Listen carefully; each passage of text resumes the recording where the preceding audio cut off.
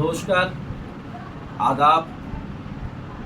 আজকে বাংলার হৃদয়ে মমতা ও অভিষেকের তরফ থেকে আমি কল্লোল কুমার রায়, আমার দাদা মোহাম্মদ মেহমুদ, যিনি বাংলার হৃদয়ে মমতা ও অভিষেকের যিনি রাজ্য সভাপতি, উনি অসুস্থ, তবুও দলের প্রতি ওনার যে আনুগত্য বা ওনার যে ভালোবাসা, যার জন্যে আজকে আবার আমরা দুজনে এক হয়েছি এই ভিডিওটা করবার জন্য।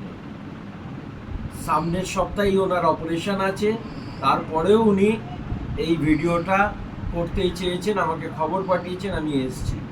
এবং সবথেকে আগে রাজু মাস্টারকে ধন্যবাদ দেওয়া উচিত যে এরকম একটা প্ল্যাটফর্ম উনি তৈরি করে দিয়েছেন যারা আমরা দলটাকে ভালোবাসি তাদের জন্য।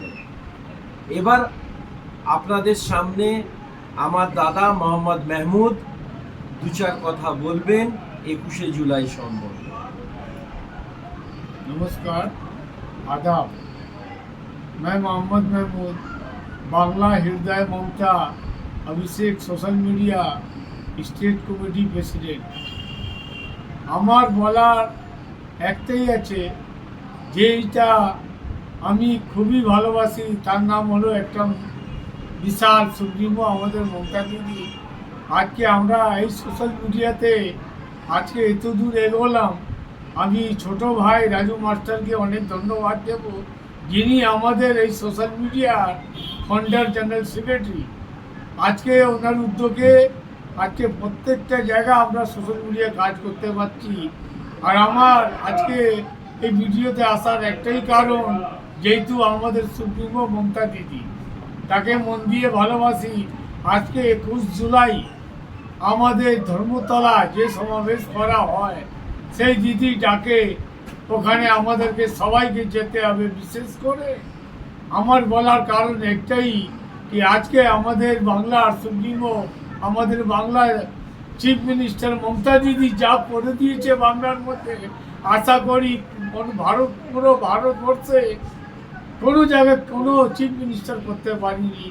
দিদি যে কোনো কথা বলেছে, প্রত্যেকটা কাজ করেছে।